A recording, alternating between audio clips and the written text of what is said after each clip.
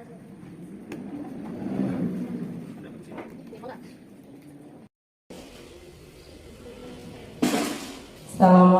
warahmatullahi wabarakatuh. Alhamdulillahirabbil alamin wa bihi nasta'in ala umuri dunya waddin. Wassalatu wassalamu ala asrofil anbiya'i wal mursalin wa ala alihi wa sahbihi ajma'in. Rabbi ishrah li sadri wa yassir li amri wahlul 'uqdatam min lisani yafqahu qawli. Amma ba'du. Yang terhormat Ibu Kepala TKIT Ibnu Abbas Kebumen, Ibu Erna Agustin SPD. Yang saya hormati guru di Yayasan Ibnu Abbas Kebumen. Puji syukur kita haturkan kehadirat Allah Subhanahu wa Ta'ala yang telah memberikan nikmat berupa kesehatan dan berupa kesempatan sehingga di hari ini kita bisa bertemu di acara seminar destinasi penerapan budaya positif di sekolah. Tak lupa sholawat serta salam semoga senantiasa tercurahkan kepada junjungan kita Nabi Muhammad Sallallahu Alaihi Wasallam yang senantiasa kita nantikan syafaatnya di yaumil qiyamah. Baiklah, Bapak dan Ibu, saya di sini akan membacakan susunan acara pada pagi hari ini. Acara yang pertama adalah pembukaan. Acara yang kedua, sambutan kepala sekolah. Acara yang ketiga, pemaparan materi. Acara yang keempat, tanya jawab. Acara yang kelima, kesimpulan. Dan acara yang terakhir adalah penutup. Acara yang pertama adalah pembukaan. Marilah kita buka acara ini dengan membaca basmalah bersama-sama. Bismillahirrahmanirrahim. Selanjutnya adalah sambutan yang akan disampaikan oleh Ibu Kepala TKIT Ibnu Abbas Kebumen, Ibu Erna Agustin SPD. Padanya disilakan. Bismillahirrahmanirrahim. Assalamualaikum warahmatullahi wabarakatuh. Alhamdulillah wa syukurillah, la haula wa la quwata illa billah. Allahumma sholli ala sayyidina Muhammad wa ala alihi wa sahbihi ajma'in.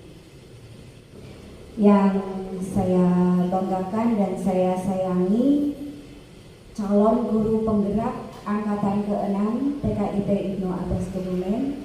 Yang saya banggakan dan saya sayangi, keluarga besar guru di Yayasan Ibnu Abbas Kebumen.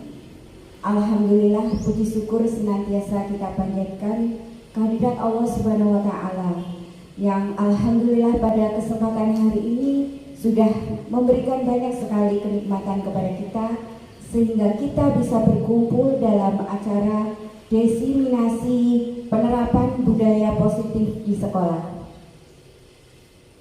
Bapak Ibu yang berbahagia, kami mengapresiasi apa yang sudah dilaksanakan oleh calon guru penggerak angkatan ke-6 ini. Alhamdulillah, acara hari ini adalah acara yang sudah ditunggu-tunggu. Kita semuanya berharap beberapa waktu dari sekian waktu yang sudah berjalan, mereka sudah memiliki banyak sekali ilmu dan pengalaman yang insya Allah kita berharap ilmu yang mereka peroleh bisa diterapkan di sekolah ini, di TKIT Ibnu Abbas Kebumen ini. Dan harapannya ke depan, segala ilmu yang sudah diperoleh bisa diterapkan dan dapat meningkatkan kemajuan dan juga kualitas dari pendidikan di TKIT Ibnu Abbas ini ke depannya. Walaupun mungkin nanti dalam penerapannya masih memerlukan banyak tahap-tahap, tapi insya Allah dengan kolaborasi kita semua dan kerjasama yang baik, insya Allah semuanya bisa berjalan dengan lancar. Mungkin itu yang bisa saya sampaikan. Selamat melaksanakan kegiatan pada kesempatan hari ini. Semoga acara bisa berjalan dengan lancar dan membawa kemanfaatan untuk kita semuanya. Sekian, wassalamualaikum warahmatullahi wabarakatuh.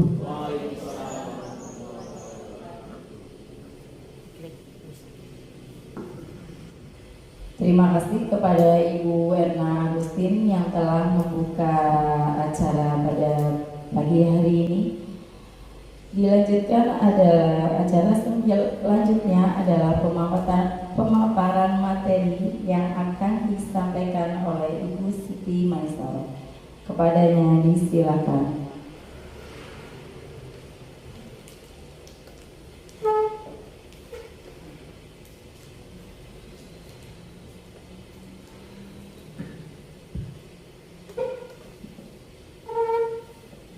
Terima kasih kepada Ibu Nur Aini yang sudah mempersilahkan waktunya.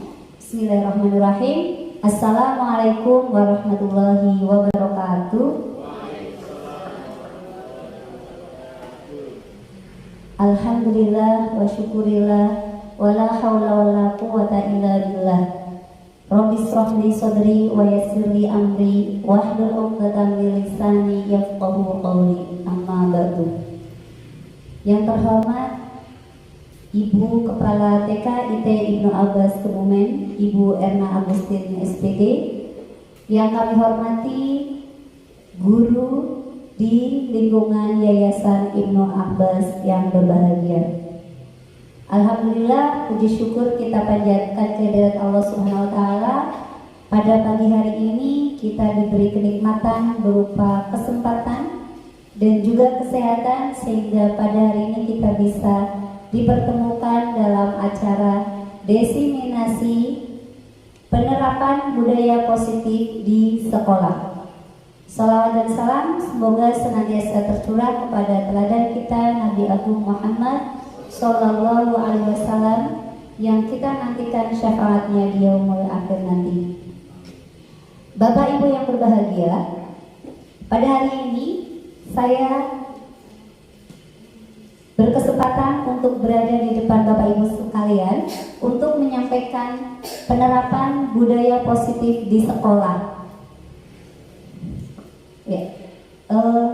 Kita akan belajar satu hari ini kita akan belajar beberapa materi pembelajaran, yaitu disiplin positif dan nilai-nilai kebijakan universal, teori motivasi hukuman dan penghargaan serta restitusi, keyakinan kelas, kebutuhan dasar manusia, dan segitiga restitusi. Jadi kita akan mempelajari ada 6 poin. Selanjutnya, yang pertama kita akan membahas tentang disiplin positif dan nilai-nilai kebajikan universal. Baik, selanjutnya adalah disiplin positif dan nilai-nilai kebajikan universal. Kita akan lihat tentang perubahan paradigma. Sebelum kita mulai, silakan bisa mencari pasangan berdua-berdua. Boleh mencari pasangan berdua-berdua ya, yang satu jenis ya. Ya, silakan boleh berpasangan dan berhadapan-hadapan. Monggo dipersilakan. Boleh, ada yang menemani Bu Fitri, mungkin Bu Eni, monggo bisa berhadapan-hadapan. Nah, sekarang saya akan memberikan sebuah permainan. Silakan dari dua orang itu salah satu berperan menjaga barang berharga yang disimpan di telapak tangannya. Salah satu menjaga, jaga dengan kuat, tidak harus ada bendanya ya. Boleh kok seneknya digenggam boleh ya. Ya, salah satu itu menggenggam tangannya digenggam. Nah, satu orang yang lain adalah tugasnya bagaimana caranya supaya kepalan tangan dari pasangannya itu terbuka. Bagaimana pasangan ini di kepalan tangan dengan cara apapun begitu ya, dengan cara apapun, mau dengan kelembutan, rayuan, paksaan, gelitikan, terserah. Saya kasih waktu 30 detik mulai dari sekarang. Pertahankan kepalanya. Ayo.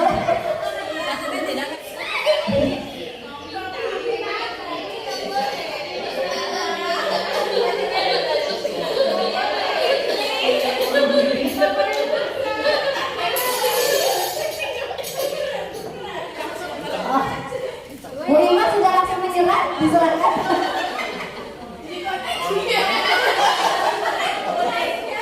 Oke, sudah waktu selesai. Oke, aduh, nggak apa-apa. Ya, oke. Saya akan tanya, siapa yang berhasil mempertahankan kepalan tangannya? Yeay, tepuk tangan buat yang berhasil.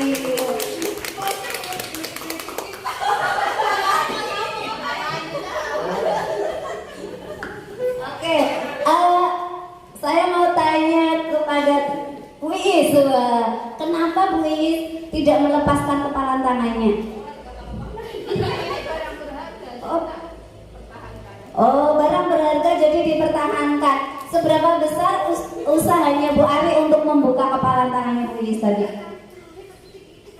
Tetap tidak berhasil ya. Terima kasih Bu Ari dan juga Bu Iis. Sekarang saya tanya yang sudah membuka kepalan tangannya siapa tadi? Satu saja. Bu Dewi. Yang tadi membuka kepalan tangannya siapa? Yang berhasil membuka kepalan tangan? Oh, belum jadi. Ada yang berhasil membuka kepalan tangan temannya? Tidak ada. Oke, tidak apa-apa. Berarti semuanya berhasil mempertahankan ya. Oke. Ada sebuah teori kontrol atau teori pilihan dari Dr. William Glasser. Dari permainan tadi bisa kita lihat bahwa sesungguhnya kita itu tidak bisa mengontrol orang lain.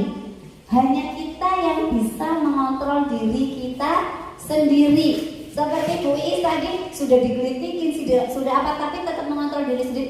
Jangan sampai barang berharga ini saya lepaskan gitu. Perkara ada yang melepaskan tangan, sebetulnya itu karena memang ternyata mungkin pasangannya berhasil bukan mengontrol orang tersebut, tapi berhasil membawa orang itu mengontrol dirinya untuk memenuhi keinginan dari orang yang merayu, seperti itu ya. Itu sebuah permainan tentang teori William Glasser. Selanjutnya kita akan masuk ke materi yang selanjutnya tentang disiplin. Apa itu makna disiplin? Sering kita dengar ya, wah itu guru paling disiplin gitu. Murid yang paling disiplin biasanya identik dengan yang tepat waktu, begitu ya. Tapi kalau kita akan membahas tentang disiplin itu sendiri adalah disiplin itu adalah belajar kontrol diri dengan menggali potensi kita agar tercapai tujuan mulia, yaitu sesuatu menjadi seseorang yang kita inginkan berdasarkan nilai-nilai yang kita hargai. Jadi tidak hanya yang hadir tepat waktu saja yang disiplin. Yang namanya disiplin itu adalah yang menggali potensi untuk mencapai tujuan mulia sesuai dengan nilai yang kita hargai. Nah, nilai yang kita hargai itu tentang apa? Misalnya administrasinya lengkap, itu juga merupakan disiplin. Mengatur jadwal pembelajaran sesuai dengan jam yang sudah disesuaikan, sudah disepakati, itu juga merupakan kedisiplinan, begitu. Selanjutnya sebagai seorang pendidik kita harus menciptakan anak-anak yang memiliki disiplin diri sehingga mereka bisa berperilaku dengan mengacu pada nilai-nilai kebajikan universal dan memiliki nilai motivasi intrinsik, menghargai diri sendiri. Ini bukan dari ekstrinsik, bukan dari luar atau karena menghindari hukuman atau mendapatkan imbalan. Jadi disiplin itu muncul dari motivasi diri, bukan karena takut hukuman atau karena penghargaan. Nah, tadi ada kalimat nilai kebajikan universal. Nilai kebajikan universal itu apa? Nah, di sini dijelaskan bahwa nilai kebajikan universal itu adalah nilai yang disepakati bersama dari suku bangsa yang lepas ya ini. Nilai yang disepakati bersama lepas dari suku bangsa, agama, bahasa maupun latar belakangnya. Jadi bukan karena aturan agama yang mengatur seperti ini, bukan. Tapi nilai kebajikan itu memang kesepakatan yang diyakini nilai itu adalah nilai kebaikan, seperti itu. Nah, di sini nilai-nilai ini merupakan payung besar dari sikap dan perilaku kita yang merupakan fondasi kita berperilaku. Nilai-nilai kebajikan adalah sifat-sifat positif manusia yang merupakan tujuan mulia yang ingin dicapai setiap individu. Selanjutnya, contoh nilai-nilai kebajikan universal. Ya, ini diagram ini sudah sangat dipahami oleh Bapak Ibu sekalian ya. Diagram apa? Profil pelajar Pancasila, beriman dan bertakwa dan berakhlak mulia, berkebinekaan global, gotong royong mandiri, kreatif dan bernalar kritis. Jadi kalau kita mau mencari nilai-nilai kebajikan universal, contohnya itu ada di profil pelajar Pancasila. Ini yang nilai-nilai kebajikan inilah yang akan kita terapkan pada pendidikan kita. Setiap kegiatan, setiap pembelajaran, maka muaranya adalah di sini. Tujuan dari yang kita tuju, bagaimana kita mewujudkan anak-anak didik kita itu menjadi anak yang memiliki nilai-nilai kebajikan universal yang ada di profil pelajar Pancasila. Ini hanya contoh dan nanti insya Allah akan ada nilai-nilai kebajikan di luar profil pelajar Pancasila. Banyak yang lainnya. Oke, kita lanjutkan. Berikutnya, ini adalah contoh-contoh penerapan nilai-nilai kebajikan universal yang sesuai profil pelajar Pancasila. Ini sebetulnya sudah kita lakukan semua ya di lembaga kita gitu, dan saya sudah lama di kelas dan saya yakin teman-teman yang ada di sini juga sudah melaksanakan kegiatan ini di kelasnya masing-masing. Jadi beriman dan bertakwa itu bisa diwujudkan dengan kita, karena sekolah Islam terpadu insya Allah sudah banyak sekali kegiatan yang memunculkan keimanan dan ketakwaan. Ini contoh penerapan ketika anak membantu gurunya, membantu ustadz-ustadz lainnya menyapu, membuang sampah. Itu masuk ke kebajikan universal dalam nilai berakhlak mulia. Ini berkebinekaan global. Anak-anak itu memiliki keinginan yang berbeda-beda. Mereka tampil berbeda dengan kostum yang berbeda ya. Tapi mereka tetap satu, tidak memunculkan perbedaannya itu tidak menjadi sebuah permasalahan, tapi itu menjadi sebuah keberagaman. Nah, ini adalah gambar anak-anak yang setelah bermain media lospatnya itu bercampur jadi satu, maka mereka bekerja sama, bergotong royong untuk mengembalikan ke tempatnya. Ketika sendiri itu akan berat. Ternyata ketika dilakukan bersama-sama dengan teman yang lain, itu cepat diselesaikan pekerjaannya. Itu nilai gotong royongnya ya. Ini juga gotong royong saat kegiatan mau mengambil air untuk bermain warna, mereka kelompok bergotong royong mengambil air sendiri. Ini life skill untuk menunjang kemandirian anak. Anak bisa membuat minuman sendiri gitu ya, jadi tidak harus minta tolong sama orang tua. Dan ini kreativitas anak. Mereka itu kreatif itu tidak hanya dilihat hasil karyanya, tapi mereka dari memunculkan ide, dari menyelesaikan masalah ketika sebuah permasalahan begitu ya.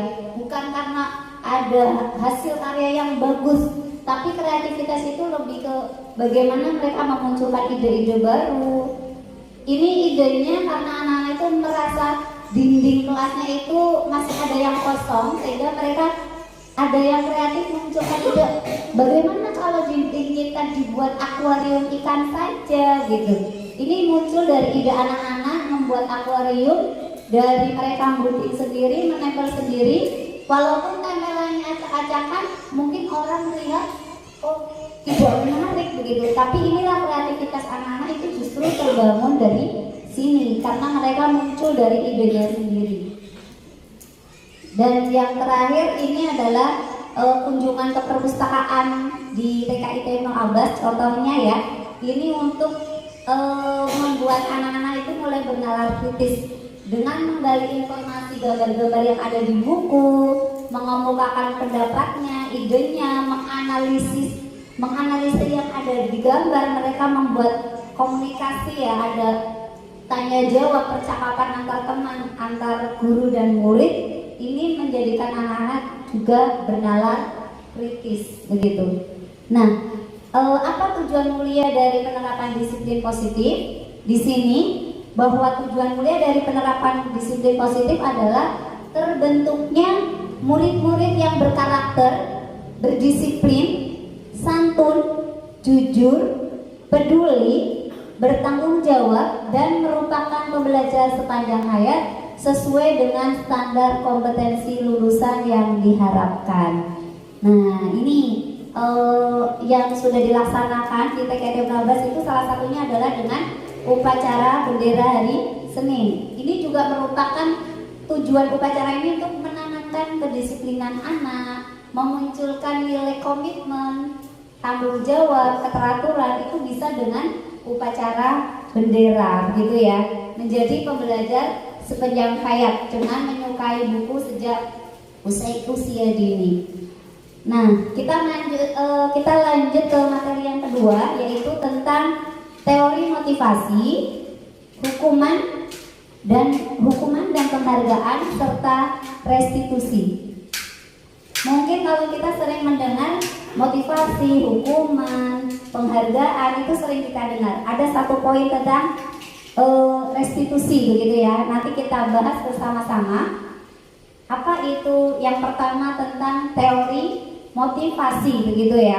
Kita akan lihat tentang teori motivasi bahwa semua perilaku disiplin itu mempunyai tujuan. Tujuan inilah yang akan memotivasi manusia untuk berubah. Menurut Dr. William Glasser, teori motivasi ini ada 3, yaitu yang pertama dan kedua itu merupakan motivasi ekstrinsik, tadi sempat disebutkan di awal ya, yaitu untuk menghindari hukuman atau mendapatkan imbalan. Itu merupakan motivasi ekstrinsik dari luar. Nah, kalau motivasi intrinsik itu berarti dia memang motivasinya itu karena untuk menghargai diri sendiri. Ketika motivasi tersebut dapat memunculkan disiplin positif, di mana disiplin positif ini akan menjadi nilai-nilai kebajikan universal seperti kemandirian, tanggung jawab, disiplin, dan yang lainnya. Selanjutnya untuk hukuman dan penghargaan. Ini sering kita dengar ya, antara hukuman dan penghargaan. Lebih efektif mana kita lakukan, hukuman atau penghargaan? Nah, baik, kita akan kupas satu persatu tentang hukuman dan juga penghargaan. Kalau menurut Al-Fiqh itu menyatakan baik penghargaan atau hukuman adalah cara-cara mengontrol perilaku seseorang yang menghancurkan potensi untuk pembelajaran yang sesungguhnya. Baik hukuman maupun penghargaan ini cara yang dapat menghancurkan potensi. Secara ideal, tindakan belajar itu sendiri adalah penghargaan sesungguhnya. Dulu di seminar-seminar sebelumnya pernah ya yang dimunculkan ketika dengan penghargaan, motivasi itu jadi susah untuk muncul dari diri sendiri begitu. Nah, penghargaan ini tidak efektif. Kenapa? Karena hanya berlaku untuk jangka pendek. Penghargaan itu bisa merusak hubungan antara yang dapat penghargaan dan yang tidak dapat penghargaan. Penghargaan mengurangi ketepatan, karena kadang-kadang bisa saja penghargaan itu bersifat subjektif. penghargaan itu bisa menurunkan kualitas lah. Orang anak hadiah orang usah melu maju gitu. Kan sama bu guru tidak dikasih bintang, ya udah akhirnya mereka bisa melanggar peraturan. Penghargaan mematikan kreativitas dan penghargaan itu adalah menghukum. Kalau menurut Al-Quran tadi disebutkan kenapa itu menghukum bagi anak yang tidak mendapatkan penghargaan. Mungkin anak yang di kelas ini si A itu dapat bintang terus, tapi ada si B yang tidak mendapatkan bintang. Itu akhirnya memang menjadikan penghargaan itu menghukum bagi anak yang tidak dapat penghargaan. Jadi mungkin kita pernah mendengar ya bahwa ketika anak-anak, dan ini sebetulnya tidak hanya untuk anak usia TK, di SD dan yang lainnya, tadi kembali motivasi yang bagus itu adalah yang dari intrinsik. Karena dari kalau penghargaan itu termasuk ekstrinsik. Dan ini sudah bagus ya kalau di TKI Terminal itu menerapkan satu anak dapat, semuanya dapat. Kita sering melaksanakan seperti itu ya. Ada perlombaan, tapi hadiahnya itu semuanya mendapatkan. Karena ketika ada seperti itu juga tidak efektif begitu ya. Penghargaan itu tidak efektif. Selanjutnya kita masuk ke restitusi. Nah, restitusi itu adalah sebuah pendekatan untuk menciptakan disiplin positif. Proses menciptakan kondisi bagi murid untuk memperbaiki kesalahan mereka sehingga mereka bisa kembali kepada kelompok mereka dengan karakter yang kuat. Ini menurut Gosen di bukunya tahun 2004. Selanjutnya, restitusi ini juga merupakan proses kolaboratif yang mengajarkan murid untuk mencari solusi untuk sebuah masalah dan membantu murid berpikir tentang orang seperti apa yang mereka inginkan dan bagaimana mereka harus memperlakukan orang lain. Ini mengembalikan karakternya menjadi lebih kuat. Jadi tidak hanya sekedar menyelesaikan masalah, tapi membangun pribadi anak tersebut. Nah, di sini ada ciri-ciri restitusi, ada 10. Jadi ciri-ciri restitusi itu ada 10 ya, bahwa restitusi itu bukan menebus kesalahan, namun untuk belajar dari kesalahan. Restitusi itu memperbaiki hubungan, merupakan tawaran dan bukan paksaan. Restitusi itu menuntun untuk melihat ke dalam diri.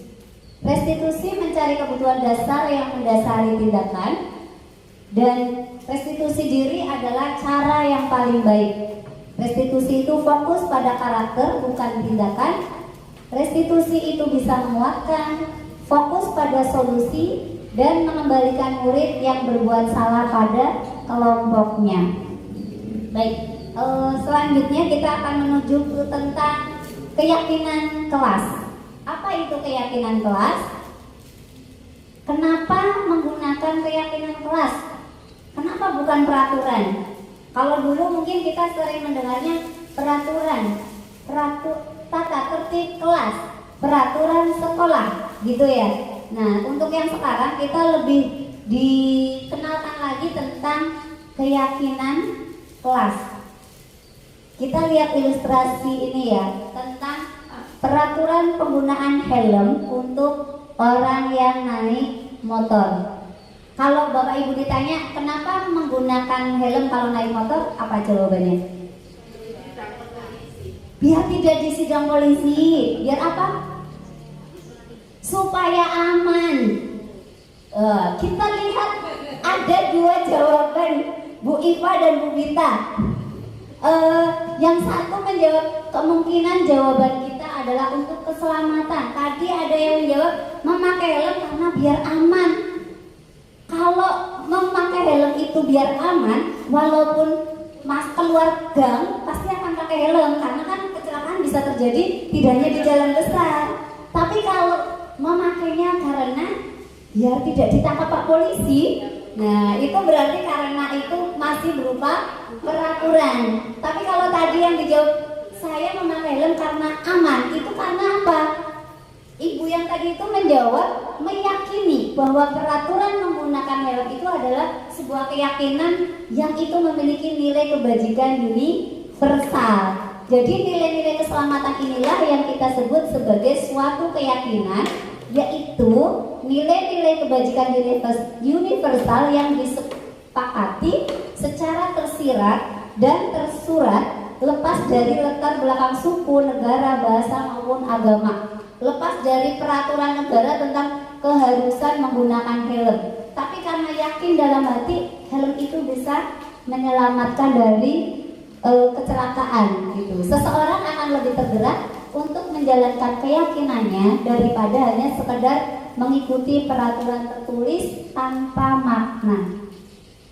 Murid-murid pun demikian, mereka perlu mendengarkan dan memahami arti sesungguhnya tentang peraturan yang diberikan. Apa nilai kebajikan di balik peraturan tersebut, apa tujuan utamanya, dan menjadi tidak tertarik atau takut sehingga hanya sekedar mengikuti serangkaian peraturan yang mengatur mereka tanpa memahami tujuan mulianya. Bisa saja anak mengikuti peraturan itu karena menghindari hukuman atau ingin mendapatkan penghargaan. Itu berarti motivasinya masih ekstrinsik.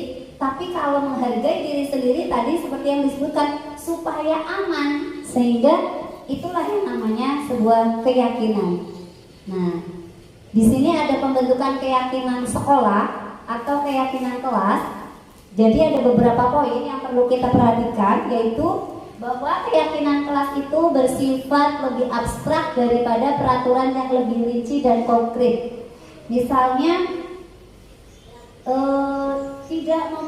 tidak mengganggu orang lain, maka bahasanya bisa lebih luas, menghormati orang lain, begitu ya. Atau keyakinan kelas itu juga berupa pernyataan universal, lebih global, lebih luas. Pernyataan keyakinan kelas senantiasa dibuat dalam bentuk positif, tidak menggunakan kalimat negatif. Keyakinan kelas hendaknya tidak terlalu banyak sehingga mudah diingat dan dipahami oleh semua warga kelas. Keyakinan kelas sebaiknya sesuatu yang dapat diterapkan di lingkungan tersebut, dan semua warga sekolah hendaknya ikut berkontribusi dalam pembuatan keyakinan kelas melalui kegiatan curah pendapat. Bukan dari atas, dari gurunya membuat keyakinan kelas itu, bukan. Itu karena memang kesepakatan bersama. Selanjutnya yang terakhir, bersedia meninjau kembali keyakinan kelas dari waktu ke waktu. Ini jadi bisa ya, keyakinan kelas yang sudah disepakati tapi ternyata itu sampai seminggu, 2 minggu, 3 minggu kok belum bisa menerapkan semua, bisa ditinjau kembali. Apakah keyakinan ini tepat sesuai dengan kelas kita atau tidak, begitu. Selanjutnya ini adalah contoh kemarin saya mempraktikkan di kelas saya untuk membuat keyakinan kelas. Jadi keyakinan kelas itu tidak semata-mata sebuah peraturan, tapi memang ini berawal ceritanya kemarin itu anak-anak di kelas itu habis setelah menggunakan spidol whiteboard, karena ada kegiatan membuat gambar dan tulisan di whiteboard, dan spidol itu banyak yang dikembalikan, ada 2 spidol yang tidak ada tutupnya. Sehingga di sini yang kita munculkan tidak langsung membuat ini spidol begini, harusnya aturannya apa, tidak. Tapi ini dimunculkannya dengan anak-anak itu merefleksi sebuah kejadian gitu ya.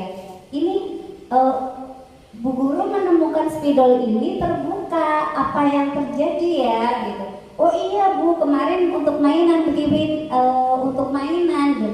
Kira-kira kalau spidolnya terbuka apa yang terjadi? Ketika untuk mempraktekkan spidolnya itu digunakan untuk menulis sudah tidak bisa. Akhirnya anak-anak itu tahu, ternyata itu ya kalau spidolnya terbuka tidak bisa untuk menulis. Akhirnya bagaimana supaya spidolnya tetap bisa digunakan terus? Muncullah kesepakatan dari anak-anak menutup spidol setelah digunakan. Itu menjadi sebuah keyakinan kelas gitu ya, disepakati bersama di sini. Dan ini akan ditanamkan terus selama 2 minggu, 3 minggu sampai tertanam semuanya. Dan keyakinan kelas itu tadi disebutkan tidak harus banyak-banyak, cukup 1 atau 2. Nah nanti ketika sudah 2 minggu atau 3 minggu itu bisa ditambahkan keyakinan kelas yang lain tanpa menghilangkan keyakinan yang lain. Maka nanti mungkin awal masuk baru ada 2 keyakinan kelas, tapi nanti di bulan ketiga mungkin sudah ada 5 keyakinan kelas. Di semester 2 mungkin kita sudah punya 6 keyakinan kelas atau 8 keyakinan kelas gitu ya. Jadi 1 tahun kita bisa memunculkan banyak keyakinan kelas. Ini contoh keyakinan kelas ya, tentang kalimatnya, setiap anggota kelas perlu senang. Nah, nanti kalau ada yang tidak senang itu dikembalikan, anak yang melanggar peraturan, keyakinan kelas mana yang dilanggar, kenapa anaknya ada yang tidak senang, begitu. Setiap anggota kelas perlu saling menghargai, setiap anggota kelas perlu merasa aman, percaya dan menghormati orang lain serta barang miliknya, senantiasa membantu, penting untuk melaksanakan kegiatan secara tuntas. Itu lebih global gitu ya. Nah, ini kalau ini diagramnya ya. Jadi keyakinan kelas, peraturan kelas itu bagian dari keyakinan kelas. Tapi kalau sudah diyakini nilai kebajikannya oleh anak, maka akan menjadi sebuah keyakinan kelas. Keyakinan kelas yang sudah tertanam akan menjadi lingkungan positif dan muncullah budaya positif di sekolah. Oke, selanjutnya ini tentang kebutuhan dasar manusia. Kebutuhan dasar manusia ada 5, yaitu kebutuhan untuk bertahan hidup, cinta dan kasih sayang, kebebasan, kesenangan, dan kekuasaan. Jadi sebetulnya setiap manusia itu seharusnya bisa memenuhi 5 kebutuhan dasar ini. Apa saja? Mari kita bahas satu persatu. Yang pertama, kebutuhan untuk bertahan hidup. Ini adalah kebutuhan dasar untuk setiap manusia, untuk survival, untuk bertahan, di mana kebutuhan bertahan hidup ini adalah untuk mempertahankan diri untuk tetap bisa berjalan sesuai dengan kehidupannya. Apa saja yang termasuk dalam kebutuhan untuk bertahan hidup?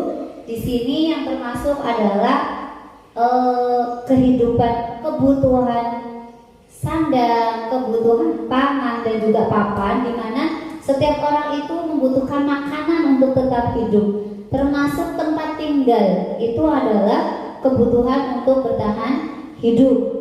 Ini wajib dipenuhi gitu ya, karena ketika kita tidak memenuhi kebutuhan ini, maka apa yang terjadi? Mungkin kita melihat di masyarakat ada orang-orang yang mencuri hanya untuk sesuap nasi, ada orang yang tidak jujur untuk mendapatkan uang untuk memenuhi kebutuhan hidupnya. Nah, mereka melakukan pelanggaran terhadap nilai kebajikan universal itu karena memang mereka tidak terpenuhi kebutuhan dasar untuk bertahan hidup. Nah, selanjutnya yang kedua adalah kebutuhan cinta dan kasih sayang, love and belonging. Ini kebutuhan rasa diterima. Bagaimana seorang anak itu, seorang manusia itu membutuhkan teman, membutuhkan pasangan, membutuhkan keluarga untuk teman bercerita begitu, untuk diterima di keluarganya, diterima di masyarakat, mendapatkan cinta dan kasih sayang. Nah, ini juga kebutuhan yang urgent juga, penting untuk dipenuhi oleh manusia begitu ya. Jadi mungkin ada anak yang suka caper, anak yang melakukan sebuah tindakan-tindakan yang melanggar nilai-nilai kebajikan universal. Bisa saja hal ini terjadi karena memang anak tersebut kekurangan cinta dan kasih sayang. Mungkin dia tidak punya teman, tidak diterima di lingkungan sekitar begitu ya. Misalnya ada temannya tidak mau bermain begitu, dia mengajak temannya untuk bermain bersama, tapi ternyata temannya tidak mau. Maka kadang-kadang anak yang seperti ini ya, tidak diterima oleh temannya sendiri, bisa saja jadi memukul temannya, mendorong temannya. Jadi kalau terjadi sesuatu kita memang kembalikan tadi, apa sih kebutuhan apa yang belum dipenuhi oleh anak tersebut. Nah, kebutuhan yang ketiga adalah kebebasan. Kebutuhan dasar manusia yang ketiga adalah kebebasan atau freedom. Di sini kebutuhan di sini adalah kebebasan untuk menentukan pilihan. Bagaimana anak itu tidak selalu ketika mau melakukan sesuatu itu harus sesuai dengan instruksi gurunya, instruksi di rumah sudah harus mematuhi ibunya, di sekolah harus mematuhi gurunya. Ini kebebasan anak akan terenggut, termasuk menentukan kegiatan pembelajaran. Anak tidak bisa memilih sesuatu yang disukai. Nah, itu pentingnya kita, bagaimana kita juga memenuhi kebutuhan dasar kebebasan anak untuk menentukan pilihan-pilihannya, termasuk dia mau bermain dengan siapa, mau bermain apa, mereka punya hak untuk menentukan pilihannya sendiri. Nah, itu kebutuhan dasar manusia yang ketiga. Kebutuhan dasar selanjutnya apa Bapak Ibu? Ya, betul sekali ya. Kebutuhan dasar manusia selanjutnya itu adalah kesenangan, fun. Coba siapa yang tidak ingin senang?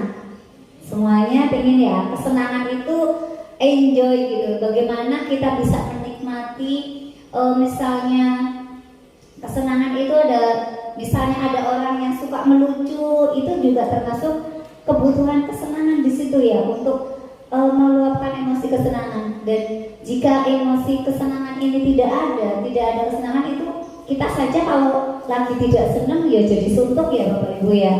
Nah, itu yang terakhir adalah kebutuhan dasar manusia dalam kekuasaan atau penguasaan. Bagaimana anak itu merasa dihargai, diakui. Jadi istilahnya apa ya? Ketika anak itu dianggap selalu tidak bisa, ini tidak bisa, itu tidak bisa, begitu, itu bisa menurunkan kepercayaan diri anak. Mungkin anak-anak yang pemalu, anak-anak yang tidak percaya diri, di sini mungkin memang ada kebutuhan dasar sebagai manusia, kebutuhan dasar untuk penguasaannya itu tidak terpenuhi, sehingga mereka bisa saja jadi pemalu atau kurang percaya diri. Itu kenapa pentingnya 5 kebutuhan dasar manusia yang harus dipenuhi oleh kita sebagai seorang guru maupun orang tua.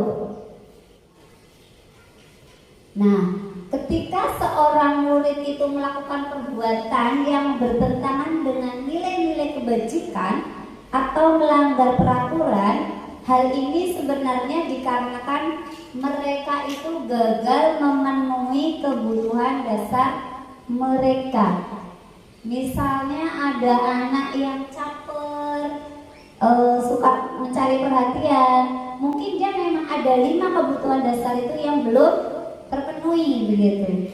Misalnya contoh ya, kemarin di kelas saya ada anak yang tidak mau lepas dari ibunya, maunya bergandengan tangan, nggak mau, pokoknya ibunya tidak kelihatan saat di dalam kelas pembelajaran, ibunya tidak kelihatan, maka dia akan mencari. Tapi kalau istirahat sih anaknya bebas gitu. Kenapa? Ternyata ketika saya review kembali, ada kebutuhan dasar yang belum terpenuhi, yaitu cinta dan kasih sayang gitu. Diterima, rasa diterima dan kasih sayang itu bisa menjadikan anak itu lebih caper gitu ya. Atau tentang penguasaan dan yang lainnya.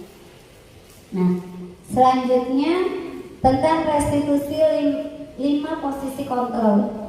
Ini bisa digunakan oleh kepala sekolah, oleh guru maupun oleh orang tua.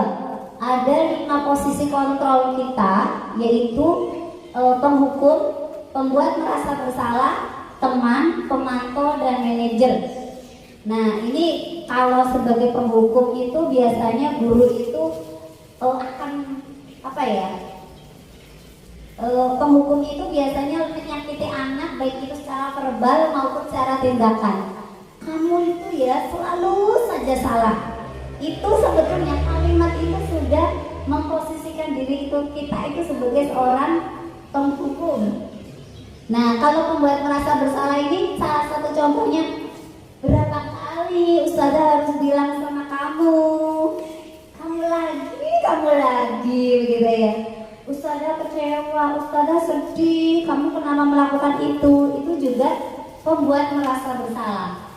Nah, ini sebagai teman, posisi kontrol sebagai teman itu biasanya ya sudah nggak apa-apa, sudah nggak apa-apa kok, nanti Ustazah bantu bereskan ya. Jadi layaknya teman, jadi tidak ada pembuat tidak merasakan bersalah atau hukuman gitu ya. Kalau pemantau itu lebih sering menanyakan kejadiannya apa yang telah kamu lakukan gitu ya. Nah, ini posisi manajer itu yang posisi yang mengembalikan anak, tidak menyalahkan anak, dan yang lainnya memang mengembalikan ke keyakinan kelas. Apa yang kita yakini? Apa yang bisa kamu perbaiki dari keyakinan kelas yang sudah kamu langgar begitu ya. Selanjutnya kita masuk ke materi yang terakhir adalah segitiga restitusi. Segitiga restitusi itu ini ya, karena segitiga ada 3 langkah: menstabilkan identitas, validasi tindakan yang salah, dan menanyakan keyakinan. Caranya bagaimana? Ini kalimat-kalimat yang bisa kita sebutkan ya ketika menstabilkan identitas. Ini menjadikan anak itu apa ya? Jangan membuat anak itu merasa bersalah gitu. Berbuat salah itu tidak apa-apa. Ustazah juga pernah berbuat salah gitu. Tidak ada manusia yang sempurna. Semua pasti pernah membuat salah. Saya juga pernah melakukan kesalahan seperti itu. Itu adalah langkah awal dari segitiga restitusi, menstabilkan identitas. Anak habis melakukan kesalahan, distabilkan lagi identitasnya begitu ya. Yang kedua tentang validasi tindakan yang salah. Di sini memunculkan kesalahannya apa begitu ya. Padahal kamu bisa melakukan yang lebih buruk dari ini ya. Ini salah satu saja. Dan yang terakhir itu adalah menanyakan keyakinan. Apa yang kita percaya sebagai keyakinan kelas kita gitu. Misalnya apa yang kita percaya sebagai keyakinan kelas atau keluarga gitu. Misalnya tadi kan menutup spidol gitu. Oke, itu keyakinan kamu gitu. Itu adalah mengembalikan kepada keyakinan yang sudah disepakati. Ini adalah contoh praktek saya segitiga restitusi. Ini kejadiannya anak bermain bola di dalam sampai mengenai dinding yang atas sampai ambrol ya, sampai jatuh. Mas Ale dan Yusuf kemarin bisa lihat apapun di kelas matahari itu jatuh ke bawah. Boleh Ustazah tahu apa yang terjadi kemarin?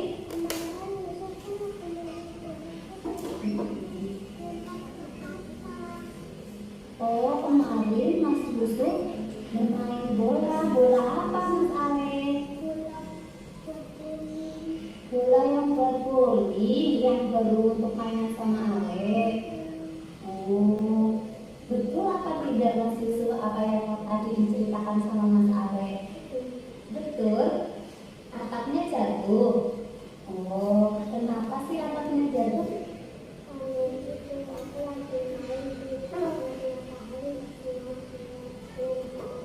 Oh iya, Ustazah Saro tahu Mas Ale dan Mas Yusuf tidak sengaja ya menjatuhkan atapnya. Iya, karena kira-kira Mas Yusuf tahu tidak kenapa sih atapnya itu bisa jatuh? Mungkin karena Mas Yusuf tidak sesuai dengan aturan, tidak sesuai dengan keyakinan kelas. Iya, apa yang tidak sesuai sama Yusuf lakukan? Oh, Mas Yusuf mukul bolanya itu kekerasan sehingga menjatuhkan atap di kelas matahari. Kira-kira aturan apa lagi, keyakinan kelas apa lagi yang dilanggar sama Mas Yusuf? Bermain bolanya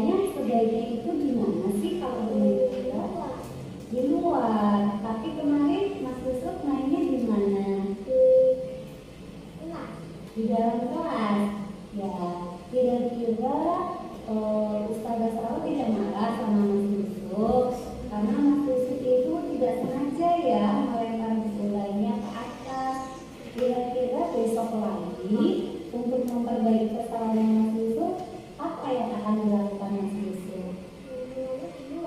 Oh, besok lagi Mas Yusuf main bolanya di luar. Oke, terima kasih Mas Yusuf. Berarti besok tidak diulangi lagi. Mau diulangi lagi tidak main bola di dalam? Tidak. Melempar bolanya mau kelas-kelas lagi tidak? Tidak. Nanti Mas Yusuf mau jadi anak hebat ya. Mau memperbaiki kesalahan?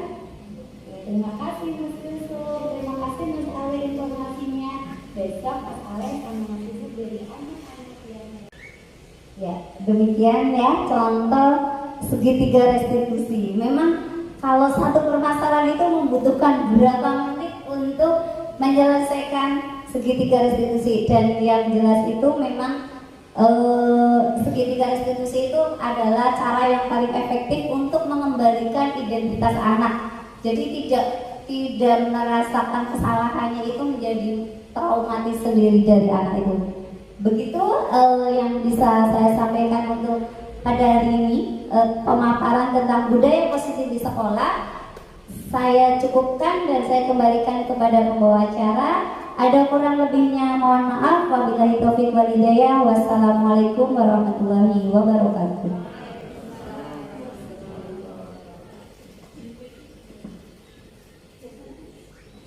Terima kasih kepada Bu Saroh yang telah memaparkan materi tentang penerapan budaya positif di sekolah. Berikan aplaus. Ya. Baik, saya akan membuka 2 pertanyaan. Monggo yang mau menanyakan. Monggo ke depan saja Bu Ari.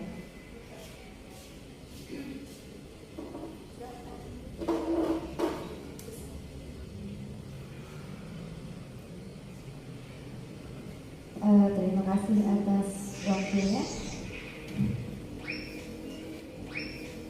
Yang ingin saya tanyakan terkait dengan materi yang sudah diberikan tadi ya, terkait dengan kebutuhan dasar. Sejauh mana Ibu dalam mengatasi sebuah permasalahan ketika ada anak yang tidak mematuhi aturan yang sudah diberikan tadi? Terkait dengan ini saya tulis ya, mohon maaf. Sejauh mana Ibu mengetahui kebutuhan dasar murid di kelas Ibu ketika ada murid yang melakukan perbuatan yang bertentangan dengan nilai-nilai kebajikan tadi? Boleh diberikan contohnya juga. Terima kasih. Monggo satu lagi sekalian saja ya nanti jawab.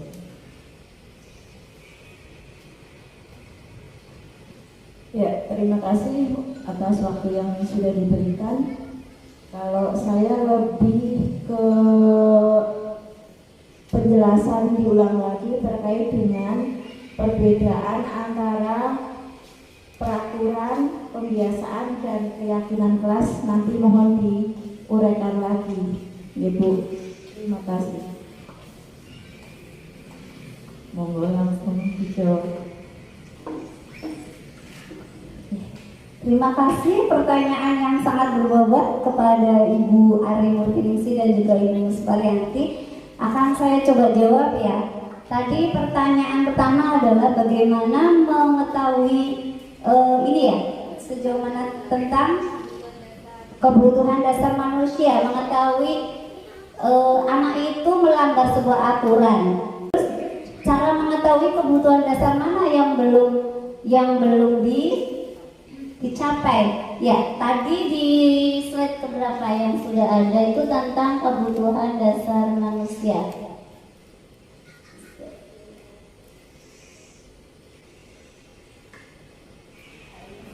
Kebutuhan dasar manusia itu tadi ada 5 ya, bertahan hidup, apalagi diterima dan kasih sayang, penguasaan, kebebasan, dan juga kesenangan. Kita akan melihat misalnya nilai kebajikan mana yang dia langgar. Misalnya tadi yang saya contohkan begitu ya, ada anak yang kok kurang mandiri, seperti seperti takut kehilangan orang tuanya gitu ya, minta ditungguin terus. Jadi kita sebetulnya langkah yang kita ini kan adalah kebutuhan apa yang anak itu belum terpenuhi sebetulnya gitu ya. Kemarin memang pernah sampai konsultasi dengan psikolog gitu ya, itu contohnya ada yang di kelas saya seperti itu, ada anak yang lengket banget dengan orang tuanya sama ibunya terutama, dan kita berusaha menggali informasi latar belakang dan yang lainnya, ternyata memang anak itu berasal dari yang broken home, sehingga ketika konsultasi dari psikolog memang ternyata ada satu kebutuhan dasar yang belum terpenuhi. Apa? Kira-kira apa? Kasih sayang, karena untuk sementara dia memang baru mendapatkan kasih sayang baru dari satu orang, single parent, padahal anak itu membutuhkan 2 orang tua begitu. Atau mungkin bisa juga ketika ada anak yang sedang belajar, mereka asik sendiri, terus atau mungkin karena pernah yang sudah saya buat kegiatan 1, 2, 3 begitu, anaknya itu agak ogah-ogahan main di tempat yang sudah saya siapkan. Saya itu refleksi apa yang menjadikan anak itu tidak semangat belajar di bagian itu. Ketika dilihat anak itu merasa tidak bebas, karena sebetulnya anak itu menginginkan permainan lain, kegiatan lain, sehingga anak itu kebutuhan kebebasannya tidak terpenuhi. Gurunya tidak memberikan kebebasan untuk melakukan kegiatan yang dia inginkan. Jadi itu bisa kita kebutuhan dasar mana kita lihat apa. Atau mungkin masalah kesenangan, misalnya ada anak yang anaknya senangnya mainnya bongkar pasang terus gitu, tapi ternyata sama gurunya sekarang saatnya menggambar, bongkar pasangnya buat nanti, maka dia akan melanggar aturan juga, karena sebetulnya dia inginnya, senangnya itu kesenangannya diganggu oleh orang lain. Itu pertanyaan pertama. Untuk yang kedua, tentang perbedaan pembiasaan, peraturan dan juga keyakinan kelas gitu ya.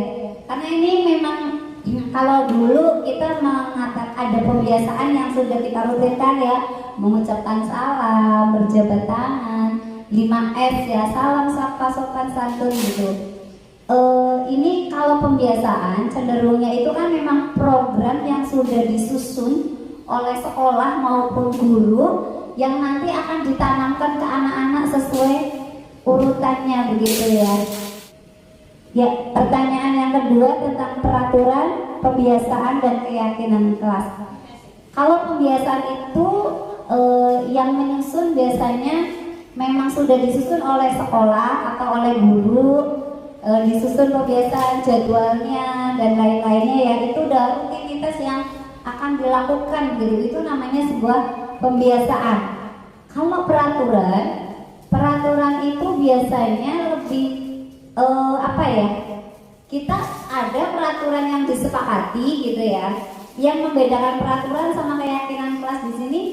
Kalau tata tertib bisa saja tata tertib itu hanya guru yang ini tata tertib kelas kita 1, 2, 3, 4, 5 begitu. Atau bisa juga kesepakatan peraturan tapi ternyata itu hanya disepakati untuk mendisiplinkan kelas tanpa diketahui nilai kebajikan yang diinginkan oleh anak gitu ya. Jadi guru ini setuju nggak dalam peraturan ini? Setuju tidak dalam peraturan ini, itu lebih ke peraturan. Tapi kalau keyakinan itu betul-betul anak itu dipahamkan tentang nilai yang terkandung dari keyakinan kelas tadi. Jadi anak itu terbangun kesadaran dirinya untuk mematuhi aturan itu, untuk melaksanakan keyakinan karena dia yakin bahwa nilai itu baik, itu bermanfaat untuk diri saya dan kelas tersebut begitu. Itu lebih ke keyakinan kelas.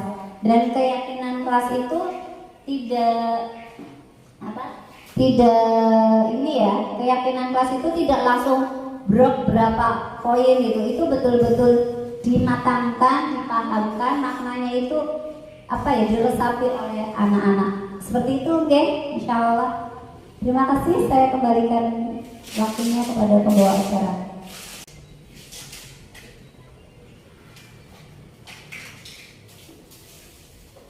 Sudah puas deh Bu Ari sama Bu Yanti? Baiklah, saya akan membacakan kesimpulan dari pemaparan materi oleh Ibu Siti Maisro. Kesimpulan yang pertama adalah semua perilaku mempunyai tujuan. Tujuan inilah yang akan memotivasi manusia untuk berubah. Selanjutnya, menurut Dr. William Glasser, teori motivasi itu ada 3. Yang pertama adalah menghindari hukuman, mendapat imbalan, dan untuk menghargai diri sendiri. Ketiga, motivasi tersebut dapat memunculkan disiplin positif, di mana disiplin positif ini akan menjadi nilai-nilai kebajikan universal seperti kemandirian, tanggung jawab, disiplin, dan lain-lain. Untuk mewujudkan nilai kebajikan universal bisa dibuat dengan kesepakatan bersama antara murid, guru, yang disebut keyakinan kelas. Agar keyakinan kelas berjalan dengan baik, dibutuhkan posisi kontrol dari seorang guru sebagai penghukum, pembuat rasa bersalah, teman, pemantau, dan manajer. Harapannya, seorang guru mampu memposisikan dirinya menjadi seorang manajer untuk mengajak anak kembali ke keyakinan kelas melalui tindakan segitiga restitusi. Yang pertama adalah menstabilkan identitas, validasi tindakan yang salah, dan menanyakan keyakinan. Sebagai pendidik, tujuan kita adalah menciptakan anak-anak yang memiliki disiplin diri sehingga mereka bisa berperilaku dengan mengacu pada nilai-nilai kebajikan universal dan memiliki motivasi diri. Demikian kesimpulan dari pemaparan materi hari ini. Baik, karena acara sudah selesai, kita tutup acara ini dengan membaca hamdalah bersama-sama. Dari saya pembawa acara, kalau ada kurangnya mohon maaf. Assalamualaikum warahmatullahi wabarakatuh.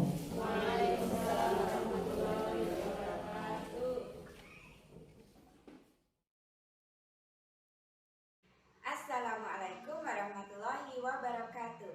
Perkenalkan, saya Ena Agustin, Kepala TKIT Ibnu Abbas Kebumen. Saya mengapresiasi kegiatan diseminasi penerapan budaya positif yang sudah dilaksanakan oleh Ibu Siti Maisarah. Harapannya semua warga sekolah dapat mewujudkan budaya positif sehingga terbentuk murid-murid yang berkarakter, berdisiplin, santun, jujur, bertanggung jawab, dan merupakan pembelajar sepanjang hayat. Sekian, wassalamualaikum warahmatullahi wabarakatuh. Salam dan bahagia. Perkenalkan, saya Ibu Fifty Kusuma Stuti Asi, rekan dari Ibu Siti Maisarah, calon guru penggerak angkatan 6 di TKIT Ibnu Abbas Kebumen. Saya berterima kasih sekali pada Ibu Siti Maisarah yang telah berbagi ilmu tentang penerapan budaya positif di sekolah. Hal ini menjadi motivasi tersendiri bagi kami untuk dapat menerapkannya di sekolah bersama dengan warga sekolah lainnya. Salam dan bahagia.